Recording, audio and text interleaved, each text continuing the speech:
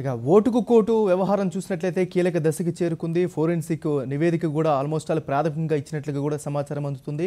ఈ దశలో అసలు ఏం జరుగుతుంది, ఏం జరగబోతుంది? మరో పక్క చూసినట్లయితే పాలనని కంప్లీట్గా పక్కకు వదిలేసినటువంటి ఆంధ్రప్రదేశ్ ప్రభుత్వం కావచ్చు, కేవలం ఓటుకు నోటు మీదే ప్రత్యక్షంగా ఒక రకమైన యుద్ధం చేస్తూ ఉంది. గవర్నర్నే టార్గెట్గా చేస్తూ గత 15 రోజులుగా దాడిని ముమ్మరం చేస్తూ ఉంది. సో ఓవరాల్గా ఏం జరుగుతుంది, ఏం జరగాలి, అసలు ఈ కేసు అనేది ఎందుకు పక్కుదోవ పడుతుంది, ఇలాంటి వివరాల్లోకి వెళ్దాం. ఈరోజు చర్చలో పాల్గొనేందుకు మనతో పాటు ప్రసాద్ రెడ్డి గారు, సీనియర్ జర్నలిస్ట్ అండ్ అనలిస్ట్ మనతో పాటు స్టూడియోలో ఉన్నారు. అదేవిధంగా ప్రకాష్ రెడ్డి గారు బీజేపీ నుంచి వచ్చారు. అదేవిధంగా జోగి రమేష్ గారు వైఎస్ఆర్ కాంగ్రెస్ పార్టీ నేత విజయవాడ నుంచి మనకి లైవ్లో అందుబాటులో ఉన్నారు. మరి కాసేపట్లో బాల్క సుమన్ గారు టీఆర్ఎస్ ఎంపీ మనతో పాటు ఈరోజు చర్చలో పాల్గొంటారు. ముందుగా ఒకసారి ప్రసాద్ రెడ్డి గారి దగ్గరికి వెళ్దాం. నమస్కారం సార్. నమస్తే అండి. సార్, ప్రసాద్ రెడ్డి గారు చూస్తున్నారు, ఆల్మోస్ట్ ఆల్ 2014 తర్వాత ఒక రకంగా ఆంధ్రప్రదేశ్లో డెవలప్మెంట్ మాత్రమే చేయాల్సినటువంటి పరిస్థితి ఉంది. కానీ ఈరోజు ఓటుకు నోటు కేసు వ్యవహారం చూసుకున్నట్లయితే మొత్తం ప్రభుత్వ యంత్రాంగం అంతా కూడా దీని మీద పనిచేస్తూ ఉంది. ముఖ్యంగా గవర్నర్ని టార్గెట్ చేస్తూ ఈరోజు చేసినటువంటి వ్యాఖ్యల్ని ఏ విధంగా చూడాల్సిన అవసరం ఉంది? చంద్రబాబు నాయుడు గారు ఎన్టీ రామారావుని పదవి భ్రష్టుని చేసినప్పుడు ఆయనకి మన రాష్ట్రంలో కృష్ణకాంత్ అనే ఒక ప్రముఖ సోషలిస్ట్ నాయకుడు గవర్నర్గా ఉన్నారు. మిస్త్రీ అనే ఆయన చీఫ్ జస్టిస్గా ఉన్నారండి, హైకోర్టు చీఫ్ జస్టిస్. వాళ్ళిద్దరూ ఈయనకి అనుకూలంగా వ్యవహరించిన రీతిలో ప్రస్తుత గవర్నర్ వ్యవహరించడం లేదు. అది అందులోనూ వీళ్ళు చాలా ఇబ్బందికరమైన పరిస్థితుల్లో గవర్నర్ చాలా కూల్గాను రూల్ బుక్ ఆయన ఎటువంటి నియమావళి ప్రకారం పోవాలో అట్లా నియమావళి ప్రకారం పోతున్నారు. ఆయన మొట్టమొదటి నుంచి చాలా క్లిష్టమైన దశలో ఆంధ్రప్రదేశ్కి వచ్చినప్పటికీ ఆయన ప్రతి మాట చాలా ఆచితూచి మాట్లాడటము, ఆచితూచి అడిగేయటం ద్వారా ప్రజల విశ్వాసాన్ని చూరగొన్నాడు. ఒకసారి తెలంగాణ వాళ్ళు ఆయన కోపడినా, ఒకసారి ఆంధ్ర ప్రాంత ప్రజలు కోపడినప్పటికీ ఆయన మాత్రము వివాదాలకు ఇరుక్కోకుండా చాలా జాగ్రత్తగా అడుగులు వేశాడు. ఇప్పుడు కూడా అటువంటి క్లిష్ట పరిస్థితి ఏర్పడింది రాష్ట్రంలో. ఇప్పుడు కూడా ఆయన చాలా ఆచితూచి అడుగేస్తున్నాడు. ఆయన రూల్ బుక్ ముక్కుసూటిగా వ్యవహరించే మనిషి. ఆయన చాలా కాలము పోలీస్ డిపార్ట్మెంట్లో పనిచేయటం వల్ల ఏది మంచి ఏది చెడు, ఎట్లా వ్యవహరిస్తే కేంద్ర ప్రభుత్వం సరిగ్గా స్పందిస్తుంది, ఇవన్నీ బాగా తెలిసిన వ్యక్తి. అలాగే లివరేజెస్ ఆఫ్ పవర్ అంటారు చూడండి, ఎక్కడైతే అధికారం ఉంటాయో అవన్నీ ఆయనకు బాగా చక్కగా తెలుసు. ఎవరికి ఏ విషయం చెప్పాలి, ఏ విషయం చెప్పకూడదు, ఏ విషయం పబ్లిక్ డొమైన్లో పెట్టాలి, ఏ విషయం పెట్టకూడదు అనే విషయాలు చాలా జాగ్రత్తగా గమనించి చేస్తున్నారు. అది తెలుగుదేశం పార్టీ తమ్ముళ్ళకి రుచించినట్టు లేదు. ఎందుకంటే వాళ్ళ నాయకుడు ఆయన రాజకీయ జీవితంలో ఎప్పుడూ లేనంత సంక్లిష్ట పరిస్థితుల్లో ప్రస్తుతం ఇరుక్కుపోయినప్పుడు గవర్నర్ మనకు అనుకూలంగా లేరు అని లేకపోతే గవర్నర్ పక్షపాతంతో వ్యవహరిస్తున్నాడని ప్రచారం చేయడం ద్వారా ఆయన క్రెడిబిలిటీ దెబ్బతీయాలని ఇది చేస్తారండి. మీకు తెలుగుదేశం నాయకులకి ఇది అసలు అంటే వాళ్ళు వ్యూహాత్మకంగా ఇలా చేస్తుంటారు. ఎప్పుడైనా ఏదైనా మీరు టీవీ డిస్కషన్లో చూడండి, ఎవరైనా మంచి పాయింట్ ఏదైనా రైజ్ చేసేటప్పుడు వాళ్ళు వచ్చి డిస్టర్బెన్స్ క్రియేట్ చేస్తుంటారు. అసెంబ్లీలో కూడా ప్రతిపక్ష నాయకుడు కానీ ఇంకోటి కానీ తెలుగుదేశానికి దెబ్బ తగిలే విధంగా మాట్లాడుతుంటే వెంటనే డిస్ట్రాక్షన్ క్రియేట్ చేస్తుంటారు. వాళ్ళకి ఆ విధమైన ట్రైనింగ్ ఇవ్వడం ద్వారా అట్లా చేస్తున్నారు. అదే స్ట్రాటజీ తోటి ఇప్పుడు వరకు ఆయన రాజకీయంగా సక్సెస్ అవుతూ వచ్చారు. ఇప్పుడు కూడా అలాగే సక్సెస్ అవ్వచ్చని వ్యూహాత్మకంగా ప్రయత్నం చేస్తున్నారు. కానీ ఈ అంశంలో మాత్రం ఆయనకి పరిస్థితులు చాలా ప్రతికూలంగా ఉన్నాయని మాత్రం చెప్పదు. ఒకసారి జోగి రమేష్ గారి దగ్గరికి వెళ్దామండి, విజయవాడ. రమేష్ గారు నమస్కారం అండి. Good morning sir. సార్ నమస్తే. ఈరోజు చూస్తున్నాం సార్, గత 20 రోజులుగా కూడా అధికార పక్షం ముఖ్యంగా చంద్రబాబు నాయుడు గారు వేస్తున్నటువంటి ఎత్తులను అందరూ గమనిస్తూ ఉన్నారు. ముఖ్యంగా కేసు ఒకటి, వాళ్ళు వాదిస్తున్నది ఒకటి. దీన్ని చూస్తుంటే మీరు మీ పార్టీ ఏ విధంగా చూస్తుందండి? 20 రోజులుగా సార్, 24 రోజులు అవుతుంది. 24 రోజులుగా ఈ రాష్ట్రంలో అసలు పరిపాలన లేదు, ప్రభుత్వం కూడా లేదనేది మనందరికి కూడా తెలిసిన విషయమే. ఒక వ్యక్తి 5 కోట్ల రూపాయలు 5 కోట్ల మంది ప్రజలకి ముడిపెట్టాడు. ఇదంతా కూడా మనం అందరం కూడా చూస్తూ ఉన్నాం, ప్రతిరోజు కూడా గమనిస్తూ ఉన్నాం. ఇదంతా కూడా ఒక వ్యక్తికి సంబంధించిన ఇష్యూని తీసుకొచ్చి రాష్ట్ర ప్రజలకి, అంటే రాష్ట్రాల మధ్య తగువులుగాను, ప్రాంతాల మధ్య తగువులుగాను, ప్రజల మధ్య తగువులుగాను చిత్రీకరించే పరిస్థితి చంద్రబాబు నాయుడు గారు చేస్తున్న విషయం. తప్పుని అంటే దొంగతనంగా పట్టపగలు దొరికిపోయిన చంద్రబాబు నాయుడు గారు ఏ విధంగా బొకాయిస్తూ ఆయన కానీ ఆయన మంత్రులు కానీ తెలుగుదేశం పార్టీ యావత్తు కూడా దొరికిన దొంగని మేము దొంగతనం చేయలేదు, ఆయన దొరికిపోయాను నేను దొంగతనం చేశాను అని చెప్పి చంద్రబాబు నాయుడు గారే స్వయంగా ఒప్పుకుంటా ఉన్నారు. అంటే దొంగతనం చేసిన విధానాన్ని తప్పు పడతా ఉన్నాడు ఆయన, అంతేగాని నేను దొంగతనం చేశానని చెప్పేసి ఆయన ఒప్పుకుంటా ఉన్నాడు. దొంగతనం చేస్తూ నేను దొంగతనం ఈ విధంగా చేయాలి ఆ విధంగా చేయాలని చెప్పాలి మీరు, అంతేగాని నేను అడ్డంగా దొరికానని చెప్పేసి ఆయన ఆల్రెడీ ఒప్పేసుకున్నాడు. అయినా కానీ ఏమాత్రం కూడా విఘ్నత లేకుండా, నీతి నియమాలు లేకుండా, అసలు వారు మాట్లాడే భాష కానివ్వండి. అంటే రమేష్ గారు ముఖ్యంగా గత వారం 10 రోజులుగా గవర్నర్నే వారు టార్గెట్ చేస్తూ ఉన్నారు. మంత్రులు కూడా ఒక రకంగా చూసినట్లయితే గంగిరెద్దుతో పోల్చారు, రకరకాల వ్యాఖ్యలు చేశారు, మనం చూసాం. కానీ మరలా ఇంకొకసారి దాడి పెంచారు. మరి దీన్ని మీరు ఏ విధంగా భావిస్తున్నారు? ఒకటి సార్, వాళ్ళు ఏదైనా మేము చేయగలం అంటే మంత్రులు, వాళ్ళ క్యాబినెట్, వాళ్ళ తెలుగుదేశం పార్టీ మేము తలుచుకుంటే గవర్నర్ని 5 నిమిషాల్లో మార్చేస్తాం, గంటలో పంపిస్తాం. ఆయన గంగిరెద్దులా ఉన్నాడు. అసలు ఆయన గవర్నర్ గారి మీద ఉపయోగించే భాష కాదండి వాళ్ళు మాట్లాడే భాష. సభ్య సమాజం తలదించుకునే విధంగా గవర్నర్ గారిని పట్టుకొని ఆయన ఎంత విఘ్నతగా ఉన్నాడంటే, ఆయన చాలా సైలెంట్గా చక్కగా పరిస్థితులు గమనిస్తూ ఉంటే వీళ్ళు అడ్డంగా దొరికిపోయి గవర్నర్ గారి మీద అటాచ్ చేస్తూ ఉంటే నిజంగా చూసే వాళ్ళకి ఇటువంటి ముఖ్యమంత్రి, ఇటువంటి మంత్రుల ఈ విధంగా మనం రాష్ట్ర ప్రజలు మనం ఎన్నుకున్నామని చెప్పేసి చేదరించుకునే పరిస్థితి తీసుకొస్తా ఉన్నారు. ఓకే రమేష్ గారు, ఇప్పుడు మనతో పాటు చర్చలో బాలక సుమన్ గారు టీఆర్ఎస్ ఎంపీ పాల్గొన్నారు. వెల్కమ్ సార్ మీకు కూడా. సో సార్ చూస్తూ ఉన్నారు మీరు ఈరోజు ఏం జరిగింది ఏం జరుగుతుందని మనం ఇప్పుడు ప్రత్యేకంగా చెప్పాల్సిన అవసరం లేదు. వీడియో సాక్షిగా, విజువల్ సాక్షిగా ప్రతి జరుగుతుంది, కోర్టులో కూడా నడుస్తుంది, ఏసీబీ కూడా తన వంతు తను పని చేస్తుంది. కానీ గవర్నర్ని టార్గెట్ చేయడం ఎంతవరకు కరెక్ట్? ఇప్పుడు ఒక అంశం ఏంటంటే, నేను అంతకంటే ముందు అంశం చెప్తాను. అంటే సెక్షన్ 8 వచ్చింది కాబట్టి సెక్షన్ 8 విషయంలో మా పార్టీ స్టాండ్ చాలా స్పష్టం. సెక్షన్ 8ను బైఫర్కేషన్ యాక్ట్లో, రాష్ట్ర విభజన చట్టంలో పొందుపరిచినటువంటి యాక్ట్ అది రాష్ట్ర గవర్నర్కి 2 సలహాదారులను ఇచ్చినప్పుడే అది ఉన్నట్టు లెక్క. దాన్ని తీసేయమనే అధికారం వీళ్లకు లేదు, పెట్టమనే అధికారం వాళ్ళకు లేదు. ఆ సెక్షన్లో మనం ఒప్పుకున్నాం, భారత పార్లమెంటు దాన్ని చట్టం చేసింది, పార్లమెంటు చట్టం ప్రకారం అది అమల్లో ఉంది. అది 2 సలహాదారులను గవర్నర్కి అపాయింట్ చేశారు. రాష్ట్ర విభజన జరిగిన జూన్ 2వ తారీఖు తర్వాత ఇమ్మీడియట్గా అపాయింట్ చేయడం జరిగింది సలహాదారులు ఇద్దరిని. ఆ ప్రాంతానికి ఒక సలహాదారు, ఈ ప్రాంతానికి ఒక సలహాదారు. కాబట్టి జూన్ 2వ తారీఖు నుంచి చట్టం అమల్లో ఉంది. ఇంకా అమలు చేయమని ఎవరిని అడుగుతున్నారు? కానీ ఈరోజు మాటలు పెంచుతూ ఉన్నారు, ఒక రకంగా గవర్నర్ టార్గెట్ చేస్తున్నారు.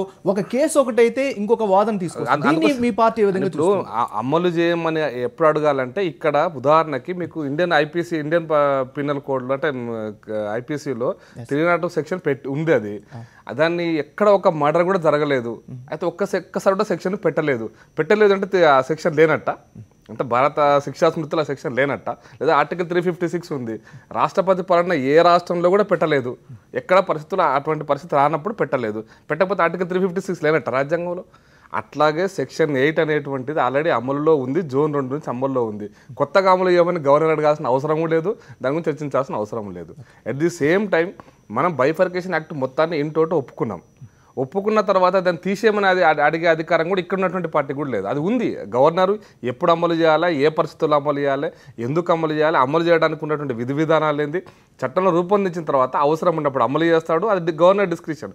గవర్నర్కి 2 సలహాదారులు ఉన్నారు, దాంట్లో ఆల్రెడీ 2 సలహాదారులు ఉన్నారు. వాళ్ళిద్దరూ అవసరమైనప్పుడు గవర్నర్కు సలహా ఇస్తారు, దానికి అనుగుణంగా గవర్నర్ ఇంప్లిమెంట్ చేస్తాడు. దీంట్లో పెద్ద చర్చించాల్సిన అవసరం కూడా లేనటువంటి అంశం. అయితే మీరు రెండో విషయం చెప్పారు, గవర్నర్ టార్గెట్ చేసేటప్పుడు అంటే ఒకటే ఒక విషయం, గవర్నర్ విషయంలో నాకు కూడా నా వ్యక్తిగతంగా, మా పార్టీ నిర్ణయం కాదు కానీ నా వ్యక్తిగత అభిప్రాయం ఏంటంటే, శ్రీనివాస్ యాదవ్ గారిని గవర్నర్ గారు ప్రమాణ స్వీకారం చేయించే రోజున ఆయన టీడీపీ నుంచి ఎలక్ట్ అయినటువంటి వ్యక్తి కాబట్టి రాజ్యాంగంలో సవరణ 2003 సవరణ ప్రకారం పార్టీ ఫిరాయింపులు మొత్తం చేసినా, ఒకరు చేసినా, 1/3 చేసినా, 2/3 చేసినా అది చట్టంలో కిందికి వస్తుంది. కాబట్టి చేసేటప్పుడు ఆయన రాజీనామా ఆమోదించారా లేదా అనేది దాన్ని ఎన్ష్యూర్ చేసుకోవాల్సిన బాధ్యత గవర్నర్కు ఉండింది. ఆ తర్వాత మొన్న కౌన్సిల్ ఎలక్షన్స్ టైంలో స్పీకర్ యొక్క లిస్టులో శ్రీనివాస్ యాదవ్ గారు టీడీపీ అభ్యర్థిగా ప్రకటించారు. కాబట్టి నేనేమనేదంటే గవర్నర్ గారు ప్రమాణ స్వీకారం చేయించారు. మిగతా ఎంపీల విషయం సరే అది స్పీకర్ గారు చూసుకుంటారు, దాన్ని మన దాంట్లో జోక్యం చేసుకోవాల్సిన అవసరం కూడా లేదు. చట్ట ప్రకారం ఎన్ని రోజులు తీసుకోవాలి ఏం చేయాలని స్పీకర్కు ఉన్న డిస్క్రిప్షన్ సరే అది వేరే చర్చ. అయితే ప్రకాష్ మీ పాయింట్ నాకు అర్థమైంది, కానీ ఒకటే సార్, ఇప్పుడు గవర్నర్ అనేటువంటి వ్యక్తికి చాలా రెస్పెక్ట్ ఇవ్వాల్సిన అవసరం ఉంది, ఆయన పొజిషన్కి రెస్పెక్ట్ ఇవ్వాలి. తర్వాత ఏదైనా కంప్లైంట్ చేసే విధానంలో చాలా తేడా ఉంటుంది, హుందాతనం ప్రదర్శించాల్సిన అవసరం ఉంది. కానీ ఈ రోజు వ్యక్తిగత దూషణలు అందుకోసం గవర్నర్ కనుక ఒకవేళ అటువంటి విధి విధానాలు నిర్వహించకపోతే కేంద్రం ఉంది, కేంద్ర హోంమంత్రికి వీళ్ళు రిప్రజెంటేషన్ ఇవ్వచ్చే అధికారం ఉంది, కేంద్ర ప్రధానమంత్రికి వాళ్ళు, ఎందుకంటే ప్రధానమంత్రి యాక్సెసిబిలిటీ ఒక ముఖ్యమంత్రి ప్రధానమంత్రిని కలవకూడదని ఇక్కడ లేదు కదా. ప్రధానమంత్రి దగ్గరికి పోయి గవర్నర్ సరైన విధిని నిర్వహిస్తలేడు కాబట్టి మీరు సరైన చర్య తీసుకొని చెప్పడే అధికారం వాళ్ళకు కూడా ఉంది ముఖ్యమంత్రి గారికి. ఎవరు పడితే వాళ్ళు రోడ్ల మీదకి వచ్చి గవర్నర్ విమర్శించాల్సిన అవసరం లేదనేటువంటి నా అభిప్రాయం. రోడ్ల మీద సుమన్ గారు చూస్తున్నారు, కేసు ఒకటండి, ఖచ్చితంగా మనం మాట్లాడాల్సింది ఒకటి, ఓటుకు నోటు అనేది కేసు అనేది ఈరోజు క్లియర్ కట్గా ఉన్నది, దానికి సంబంధించి ఏదో ప్రాసెస్ నడుస్తుంది. దాన్ని పక్కన పెట్టి ఈరోజు గవర్నర్నే టార్గెట్ చేయడాన్ని మీ పార్టీ ఏ విధంగా చూస్తుంది? అంటే మొదటి నుంచి మేము అదే అంటున్నామండి, వాళ్ళు కేవలం గవర్నర్ గారినే కాదు అంశాన్ని పక్కదారి పట్టించడానికి చాలా ప్రయత్నాలు చేశారు. వీడియో ఫుటేజ్లో రేవంత్ రెడ్డి గారు ఉన్నారు, ఆడియో టేపులో చంద్రబాబు నాయుడు గారు వాయిస్ ఉంది. దాని మీద మాట్లాడకుండా మధ్యలో కృష్ణా జలాల సమస్య తీసుకొచ్చారు, ఫోన్ ట్యాపింగ్ అన్నారు, హైదరాబాద్లో ఆంధ్ర వాళ్ళకి ఇబ్బంది అవుతుంది అన్నారు. రకరకాలుగా ప్రయత్నాలు చేశారు. ఢిల్లీకి పోయి చెప్పులు అరిగేటట్టుగా అందరి దగ్గరే తిరిగి వచ్చారు చంద్రబాబు నాయుడు గారు. ఏం అష్యూరెన్స్ రాలే. నేను కూడా 3 రోజులు ఢిల్లీలో ఉండి నిన్న రాత్రి వచ్చిన, ఏం లేదు. ఢిల్లీలో కూడా ఈయన కంటినటువంటి బురదను ఢిల్లీలో కేంద్ర ప్రభుత్వం ఎందుకు పూసుకుంటుందండి? సో సహజంగానే ఏం చేయాలో అర్థం కాక గవర్నర్ మీద తిట్ల పురాణానికి ఎత్తుకున్నారు. ఇవాళ చాలామంది మాట్లాడతారు, కేసీఆర్ గారు ఇట్లా మాట్లాడుతున్నారు అట్లా మాట్లాడుతున్నారు అని చెప్పి. సరే, మా కేసీఆర్ గారు ఎట్లా మాట్లాడుతున్నారు మాట్లాడుకున్న తర్వాత మరి ఒక రాజ్యాంగబద్ధమైనటువంటి వ్యక్తి గవర్నర్ గారి పట్ల సామాన్య నాయకుల నుంచి మొదలుకొని తెలుగుదేశం పార్టీ ముఖ్యమంత్రి వరకు మంత్రుల వరకు ఎట్లా మాట్లాడారో మనం టీవీలలో చూసినాం. సభ్య సమాజం తలదించుకునేటట్టుగా ఇష్టం వచ్చినట్టుగా మాట్లాడారు. అది కూడా వారిని బ్లాక్మెయిల్ చేయడానికి, బెదిరించడానికి ఆ రకమైనటువంటి పదజాలం ఉపయోగించని చెప్పి మేము అనుకున్నాం. కానీ ఒకటి మాత్రం స్పష్టం, వారు గవర్నర్ గారి మీద అరిచిన అంశాన్ని పక్కదారి పట్టించడానికి ఇంకెన్ని సమస్యలు తెర మీదకి తీసుకొచ్చినా ఈ అంశంలో చంద్రబాబు నాయుడు గారు అడ్డంగా దొరికిపోయినారు. సో చట్టం ఎవరికైనా చుట్టం కాదు, డెఫినెట్గా శిక్ష పడాల్సిందే అన్నది మా భావన. కానీ మేము అంటున్నది ఏంటంటే, ఇవాళ టీఆర్ఎస్ పార్టీగా మేము ఎట్లా చూస్తున్నామంటే, 2 రాష్ట్రాలు విడిపోయినాయి, తెలంగాణ ఆంధ్ర. 2 రాష్ట్రాలు విడిపోయిన తర్వాత ఇక్కడ అక్కడ 2 రాష్ట్రాల్లో పాపులర్లీ ఎలక్టెడ్ గవర్నమెంట్స్ వచ్చినాయి. కేసీఆర్ గారు ఇక్కడ వచ్చిన, మేము అక్కడ చంద్రబాబు నాయుడు గారు వచ్చినాం. పరిపాలన ఎవరిది వాళ్ళు సజావుగా చేసుకుంటూ ఏమైనా చిన్న చిన్న సమస్యలు ఉంటే సర్దుబాటు చేసుకుంటూ ముందుకు పోవాల్సినటువంటి అవసరం ఉంది. అసలు సమస్య ఎక్కడ మొదలైంది? బలం లేకున్నా ఎమ్మెల్సీ ఎన్నికల్లో తన క్యాండిడేట్ను పెట్టి సంతలో పశువులాగా తెలంగాణ ఎమ్మెల్యేలను కొనే ప్రయత్నం చేసి ఈ సమస్య మొత్తానికి చంద్రబాబు నాయుడు గారు కారణమైనరు. సో సమస్య చంద్రబాబు నాయుడు గారిది అయితే, బాధ చంద్రబాబు నాయుడు గారిది అయితే, ఆ సమస్యను మొత్తం ఆంధ్ర ప్రజలకు చుట్టి ఆ బాధనంతా ప్రపంచం బాధ చేసి మొత్తంగా సమస్యనంతా ఇవాళ ఆంధ్ర రాష్ట్రంలో ప్రజల సమస్యలను గాలి కొదిలేసిర్రు, పరిపాలనను గాలి కొదిలేసిర్రు. మీరు అబ్జర్వ్ చేస్తే తెలంగాణ ప్రభుత్వం అధికార దుర్వినియోగం చేస్తూ ఉందని చెప్పి వాళ్ళు మాట్లాడారు ఫోన్ ట్యాపింగ్ల విషయంలో. ఇవాళ మా ఏసీబీ డీజీ స్పష్టంగా చెప్పారు, మేము ఎవరి ఫోన్లు ట్యాప్ చేయలేదు, ఇంక్లూడింగ్ ముఖ్యమంత్రి చంద్రబాబు నాయుడు గారు, ఆంధ్ర ముఖ్యమంత్రి చంద్రబాబు నాయుడు గారు అని చెప్పారు. చెప్పినా కూడా వాళ్ళు అదే మాట్లాడుతున్నారు. మొత్తంగా ముఖ్యమంత్రి గారితో సహా మంత్రులు, అక్కడ అధికారులు ఇదే వ్యవహారం చుట్టూ తిరుగుతున్నారు. అక్కడ రాజధాని నిర్మాణం ఎటో పోయింది, ఆంధ్రప్రదేశ్కు ప్రత్యేక రాష్ట్ర హోదా ఎటో పోయింది, రైతు రుణాల మాఫీలు ఎటో పోయినాయి, డ్వాక్రా సంఘాల రుణాల మాఫీలు ఎటో పోయినాయి, నిరుద్యోగులకు ఉద్యోగాలు ఎటో పోయినాయి. అన్ని సమస్యలు నేను అనేది ఏంటంటే, అన్ని సమస్యలు పరిపాలనను మొత్తం గాలికి వదిలేసి మొత్తం ఇదే విషయంలో వాళ్ళు దీని చుట్టే తిరుగుతూ ఉన్నారు. అధికార దుర్వినియోగానికి పాల్పడుతున్నది నిజంగా చంద్రబాబు నాయుడు ప్రభుత్వం, ఆంధ్రప్రదేశ్లో ఉన్నటువంటి తెలుగుదేశం పార్టీ. నేను ఇంకో విషయం కూడా చెప్పదలుచుకున్నా. ఇవాళ తెలంగాణ ప్రభుత్వం ప్రజా సంక్షేమ కార్యక్రమాలు, అభివృద్ధి కార్యక్రమాలు చేసుకుంటూ మేము పరిపాలన కొనసాగిస్తూ మేము ముందుకు పోతూ ఉంటే మొత్తం చంద్రబాబు నాయుడు గారు వారి బ్యాచ్ అంతా దీని చుట్టే తిరుగుతూ ఉన్నారు. ఇవాళ ఆంధ్రలో మేధావులు కానీ, బుద్ధిజీవులు కానీ, ఇతర పార్టీల నాయకులు కానీ డెఫినెట్గా వాళ్ళను నిలదీయాల్సినటువంటి అవసరం ఉంది. ఓకే సార్, బ్యాక్ ఒకసారి మనం విజయవాడ వెళ్దాం జోగి రమేష్ గారి దగ్గరికి. రమేష్ గారు, చూస్తూ ఉన్నాం మొత్తం ఈ వ్యవహారం మొత్తం కూడా అన్ని కలగా పొలగం చేసే ప్రయత్నం జరుగుతుంది అనేటువంటి ఒక ఆరోపణలు వస్తున్నాయి. మరి మీరేమంటారు? ముఖ్యంగా గవర్నర్ ఇష్యూ కావచ్చు, లేకపోతే సెక్షన్ 8 కావచ్చు, రోజుకొక మాట్లాడుతున్నారు, కొద్ది రోజులు సైలెంట్ అయిపోయామంటున్నారు, చంద్రబాబు నాయుడు ఆదేశాలు ఇచ్చినారు కాబట్టి సైలెంట్ అయ్యామని చెప్తున్నారు, మళ్ళీ నిన్నటి నుంచి స్టార్ట్ చేశారు. సో ఈ వ్యవహారాన్ని ఏ విధంగా చూడాలి? మరి ఒకటండి, గవర్నర్ గారి మీద అటాక్ చేయమని చెప్పింది చంద్రబాబు నాయుడు గారి.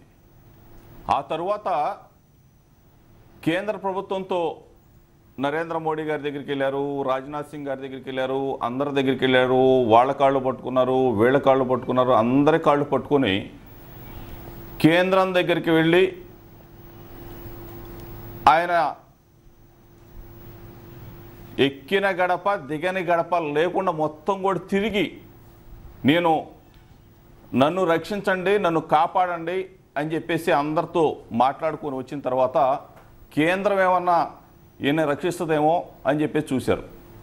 అది కూడా జరగలేదు.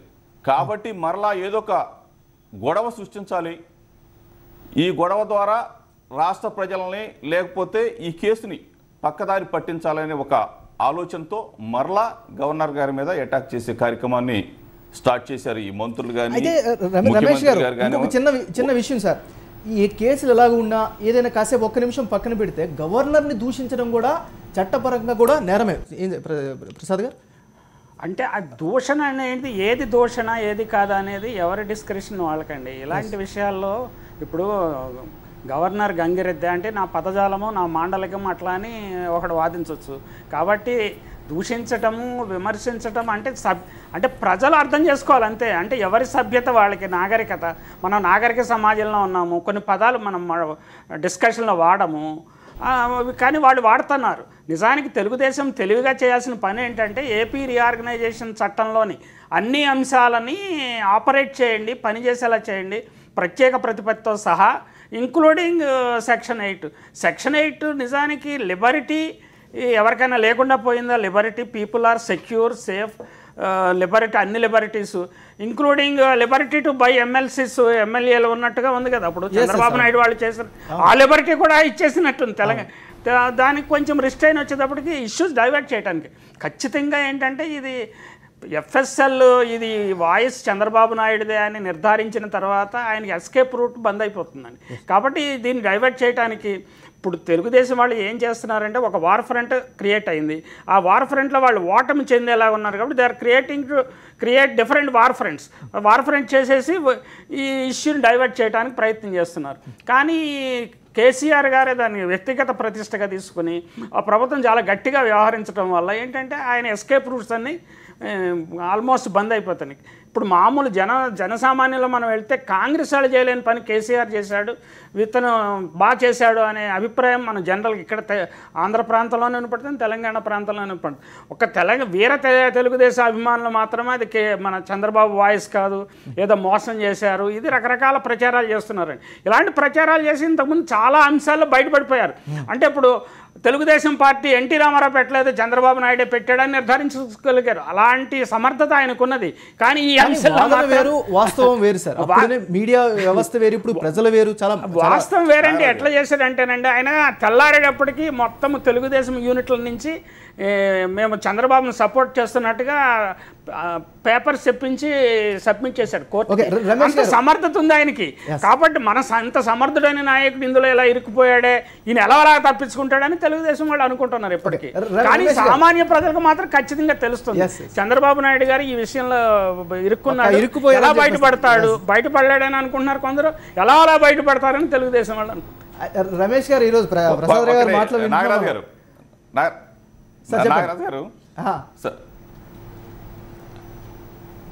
ఇరుక్కుపోయి బయటపడేందుకు ఈ వాదనలన్నీ కూడా చెప్తూ ఉన్నారు.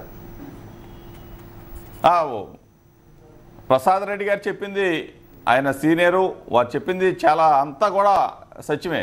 ఇప్పుడున్న పరిస్థితులు ఏంటంటే చంద్రబాబు నాయుడు గారు ఇంకొక జిమ్మికి కూడా స్టార్ట్ చేశారు.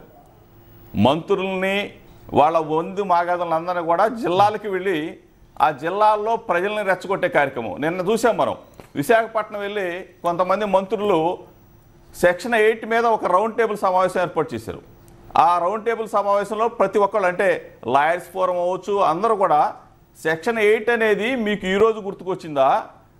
సంవత్సర కాలంగా సెక్షన్ 8 గుర్తుకు రానప్పుడు, చంద్రబాబు నాయుడు గారి దొంగతనం బయటపడినప్పుడు, చంద్రబాబు నాయుడు గారిని పట్టుకున్నప్పుడు మీకు సెక్షన్ 8 గుర్తుకొచ్చిందని చెప్పేసి ఆ మంత్రులందరినీ కూడా నిలదీసిన పరిస్థితులు మనం చూస్తూ ఉన్నాం. ఇక్కడ పరిస్థితులు ఎట్లా ఉన్నాయంటే ఆంధ్రప్రదేశ్ రాష్ట్రంలో చంద్రబాబు నాయుడు గారు దొంగ అని చెప్పేసి ముద్ర పడిపోయింది. ఆయన ఎట్టి పరిస్థితులు కూడా తప్పించుకునే పరిస్థితుల్లో లేడు. దీన్ని డైవర్ట్ చేయడం కోసం 2 రాష్ట్రాల మధ్య చిచ్చు పెట్టాలని, తెలుగు ప్రజల మధ్య గొడవలు సృష్టించాలనే ప్రయత్నం చేస్తా ఉన్నాడు తప్పితే ఎటువంటిది కూడా ఇవాళ మనం ఒక్క నిమిషం అండి, గత ఒక్క 2 నిమిషం. రోజులుగా మనం కూడా మరలా ఒకసారి స్వరం పెంచారు. మంత్రులందరూ కూడా స్వరం పెంచి ప్రతి ఒక్కరి మీద దాడి చేసి అయితే రమేష్ గారు మీరు అన్ని దానికి యాంగిల్లో ఒకసారి మాట్లాడినట్లయితే ఈరోజు ఆంగ్ల పత్రికలో ప్రధానమైన ఆంగ్ల పత్రికలో కూడా వచ్చింది, అటార్నీ జనరల్కి సంబంధించినటువంటి ఒక సూచన సలహా కూడా ఇచ్చింది. దాన్ని కూడా ఇందులో అసలు ఎందుకని చెప్పేసి గవర్నర్కి ఎలాంటి డైరెక్షన్స్ చేయలేదని కూడా క్లారిటీ వచ్చినట్టుగా కూడా ఒక ఆంగ్ల పత్రికలో తెలుస్తూ ఉంది. అంటే ఇదంతా కూడా డైవర్షన్గానే మనం భావించాల్సిన అవసరం ఉందా? 100% ఆయన దొంగతనాన్ని కప్పిపుచ్చుకోవడం కోసం ఎదుటి వారి మీద దొంగ దొంగ అని అరుస్తూ ఉన్నాడు. దీన్ని ప్రజలందరూ కూడా గమనిస్తూ ఉన్నారు. ఈరోజు మనం చూస్తున్నాం, ప్రత్యక్షంగా చూస్తున్నాం. ఎఫ్ఎస్ఎల్ నివేదికలో చంద్రబాబు నాయుడు గారు వాయిస్ అని చెప్పేసి ప్రత్యక్షంగా ఇవ్వటం కూడా జరిగింది. ఇవన్నీ కూడా వస్తాయి, 2-3 రోజుల్లో బహిర్గతం అవుతాయి. సుమన్ గారు వెళ్తాం. సుమన్ గారు, ఇప్పుడు చూస్తున్న ఎఫ్ఎస్ఎల్ రిపోర్ట్ కూడా ప్రాథమికంగా వచ్చిందని ఈరోజు పత్రికల్లో కూడా మనకు తెలుస్తుంది. రేపో మాపో లేదా ఒక 2-3 రోజుల్లో బయటికి రావచ్చు. సో కేసు అనేది ఒక కీలక దశకి చేరుకుంది. సో కేసుని కేసుగానే చూడాల్సినటువంటి అవసరం ఉంది. అందరూ కూడా మ్యాక్సిమం అదే డిమాండ్ చేస్తున్నారు. ఇప్పుడు టీఆర్ఎస్ టీడీపీ ఒక రకమైన వాదన తీసుకొస్తుంది, ఒక ప్రత్యక్షంగా యుద్ధానికి దిగుతుంది. కానీ చట్టం తన పని చేసుకోవడానికి టీఆర్ఎస్ ఎంతవరకు సపోర్ట్ చేస్తుంది? ఇప్పుడు ఇది మా పార్టీకి సంబంధించిన సమస్య కాదండి. ఇది మేము మొదటి నుండి చెప్తా ఉన్నాం. తెలంగాణ ప్రాంతానికి కానీ టీఆర్ఎస్ పార్టీకి కానీ సంబంధించిన సమస్య. ఎట్ ద సేమ్ టైం ఇది ఆంధ్ర ప్రాంతానికి సంబంధించిన సమస్య కూడా కాదు, ఆంధ్రప్రదేశ్ ప్రజలకు సంబంధించిన సమస్య కూడా కాదు, చంద్రబాబు నాయుడు గారికి సంబంధించినటువంటి సమస్య. వారు ఆంధ్రప్రదేశ్ ముఖ్యమంత్రికి ఈ పని చేయలే, టీడీపీ పార్టీ అధ్యక్షుడిగా ఈ పని చేశారు. టీడీపీ పార్టీ ఎమ్మెల్సీ అభ్యర్థిని పెట్టుకుని ఓట్లు లేకున్నా ఓట్లు కొనే ప్రయత్నం చేసి దొరికిపోయారు. ఆంధ్రప్రదేశ్ ముఖ్యమంత్రిగా వారి పని చేయాలి, టీడీపీ పార్టీ అధ్యక్షుడిగా చేశారు. కాబట్టి డెఫినెట్గా తెలుగుదేశం పార్టీ అధ్యక్షుడైనా, ఇంకో పార్టీ అధ్యక్షుడైనా, ముఖ్యమంత్రి అయినా, ప్రధానమంత్రి అయినా, ఎంపీ అయినా, ఎవరైనా చట్టానికి అతీతులైన nobody is above the law. కానీ సెక్షన్ 8 అమలు చేయకపోతే ఒక యుద్ధం తీసుకొచ్చే పరిస్థితి వస్తుందని అక్కడక్కడ టీడీపీ వాళ్ళు వాదిస్తున్నారు. దానికి మరి ఎట్లా? మరి మేము ఏమంటున్నాం అంటే ఫోన్ ట్యాపింగ్ అని మొదట మాట్లాడింది ఇందాక చెప్పినట్టు, తర్వాత ఇంకో అంశం తెచ్చిరు, చివరికి ఇప్పుడు సెక్షన్ 8 అనేది తెచ్చారు. సెక్షన్ 8 ఎగ్జాక్ట్లీ వాళ్ళంతా పెద్దలు వాళ్ళకి తెలుసు ఏం చెప్తుంది. సెక్షన్ 8 ఎక్కడైనా హేట్ క్రైమ్ జరిగినప్పుడు సెక్షన్ 8 ఇన్వోక్ చేయాలి. ఆ సెక్షన్ 8 కూడా ఏం చెప్తుంది, 2 అడ్వైజర్స్తోని గవర్నర్ గారు హైదరాబాదులో శాంతి భద్రతలకు విఘాతం కలిగినప్పుడు council of ministers from Telangana state వాళ్ళ సలహా తీసుకొని, వాళ్ళ సూచనలు తీసుకొని వారు కొంత యాక్ట్ చేయొచ్చు అని చెప్తా ఉన్నది. మేమేమంటున్నాం అంటే ఈ సంవత్సర కాలంలో హైదరాబాద్లో శాంతి భద్రతలకు ఎక్కడ విఘాతం కలిగింది. మొన్న ఒక ఆడియో లాంచ్ కార్యక్రమంలో శిల్పారామంలో సినిమా ఇండస్ట్రీలో ఉన్నటువంటి ఆంధ్ర పెద్దలంతా కూడా కేసీఆర్ గారి పరిపాలన మెచ్చుకున్నారు, అన్ని టీవీలలో వచ్చింది. మొన్న సింగిల్ విండో పాలసీ హెచ్ఐసిసిలో హైదరాబాద్లో సింగిల్ విండో పాలసీ ఆవిష్కరణ సమయంలో కూడా ఆంధ్రాకు సంబంధించినటువంటి చాలామంది పెద్దలు, పారిశ్రామికవేత్తలు తెలంగాణలో కేసీఆర్ గారి ప్రభుత్వ పాలన చాలా బాగుందని వాళ్ళు అద్భుతంగా మెచ్చుకున్నారు. ఇంత అద్భుతంగా జరుగుతూ ఉంటే ఎక్కడ కూడా ఏ ఆంధ్ర వ్యక్తి కూడా నాకు ఇబ్బంది అయింది, నన్ను ఎవరో ఏదో అన్నారని చెప్పి ఏ పోలీస్ స్టేషన్లో చిన్న కేసు ఇవ్వలే, ఎక్కడ మీ మీడియాకి వచ్చి కూడా చెప్పలే. చంద్రబాబు నాయుడు గారికి ఒక సమస్య వస్తే దాన్ని మొత్తం ఆంధ్ర ప్రజల సమస్యగా చేసి వారి వల్ల మిగతా సమస్యలన్నింటినీ కూడా పరిపాలనను గాలికి వదిలేసి అంశాన్ని పక్కదారి పట్టించడానికి ప్రయత్నం చేస్తూ ఉన్నాడు తప్పితే ఇంకోటి కాదు. మేము ఇంకో విషయం కూడా చెప్తా ఉన్నాం, డెఫినెట్గా చంద్రబాబు నాయుడు అయినా వాళ్ళ తాత అయినా చట్టం ముందు ఎవరు కూడా అతిథులు గారు డెఫినెట్గా శిక్షింపబడాల్సిందే. మేము ప్రభుత్వంగా, తెలంగాణ ప్రభుత్వంగా దీంట్లో మాకేవో గొంతమ కోరికలు లేవు, ఏదో చేయాలి, దీని నుండి ఏదో లబ్ధి పొందాలనే నీచపు ఆలోచనలు మాకు లేవు. గతంలో వాళ్ళు చెప్పినట్టుగా చంద్రబాబు నాయుడు గారు కానీ వారి బ్యాచ్ కానీ మాట్లాడినట్టుగా ఫోన్ ట్యాపింగ్లు చేసే సంస్కృతి, ఇతరులను ఏదో ఇబ్బంది పెట్టే సంస్కృతి మాది కాదు. మేము తెలంగాణ 60 సంవత్సరాలు పోరాటం చేసి తెచ్చుకున్నాం. దాంట్లో టీఆర్ఎస్ పార్టీ 14 సంవత్సరాలు ప్రధానమైనటువంటి పాత్ర. ఇప్పుడు బాగా అభివృద్ధి చేసుకోవాల్సినటువంటి అవసరం ఉంది. మేము చెప్పుకున్నాం చాలా సమస్యలు తెలంగాణ రాష్ట్రం వస్తే పరిష్కారం అయితే అని చెప్పి. ఆ సమస్యల పరిష్కారం కోసం మేము ఒక విజన్తో పనిచేసుకుంటూ పోతాం. కానీ ఈ చిల్లర పంచాయతీ